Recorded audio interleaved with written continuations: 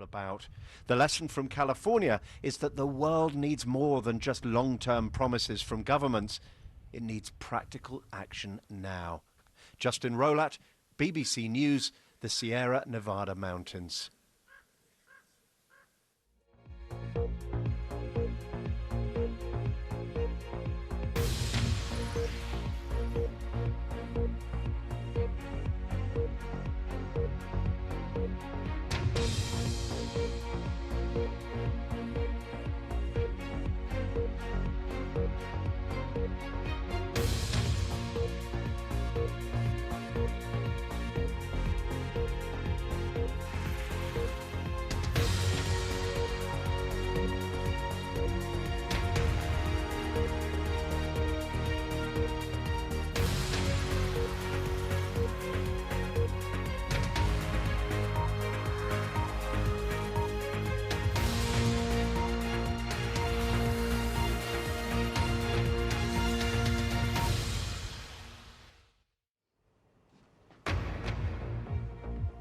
This is BBC News, and these are the latest headlines in the UK and around the world. A new draft agreement is negotiated at the COP26 climate summit here in Glasgow as talks enter their final scheduled day. It steps up calls on governments to urgently tackle climate change. Commitments to reducing fossil fuels have been softened, but it has stronger language about helping poorer countries. We also have a special report from the US on the devastation of long-lasting wildfires caused by drought and heat. We speak to the people whose homes have burned down. It's running down the road towards you. Get out now. We grabbed the dogs and we grabbed our suitcases and we got in the truck and we left. We'll have expert analysis of that draft climate deal and assess how much it weakens the commitments to cut fossil fuels.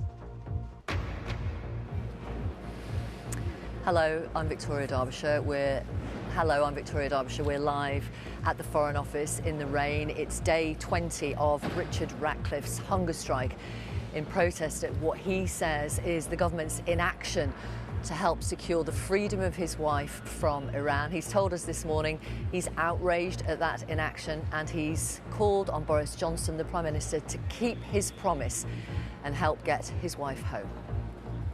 The accountability gap, the lack of explanation for government decisions that have an impact on ordinary people's lives, and that you can just get away with it. You can just say, we don't want to talk about it, and then what can I do about it? It's extraordinary. And I'm Luxmy Gopal with this morning's other top stories on the BBC News Channel.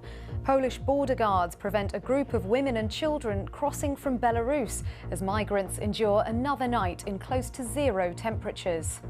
Charities urge the UK government for new, safe routes and a fair asylum system after a record number of migrants crossed the Channel in a single day. Britney Spears could regain control of her personal life and finances today when a court decides whether to overturn an order which put her father in charge.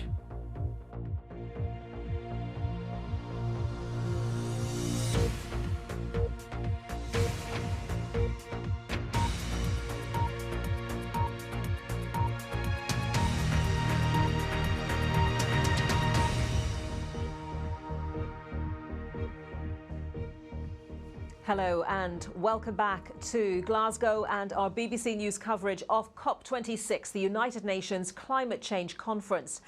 In the last couple of hours, a new draft agreement has been published. That means, of course, it hasn't been signed off yet, but it is our latest update on where the negotiations going on across the river behind me appear to be heading.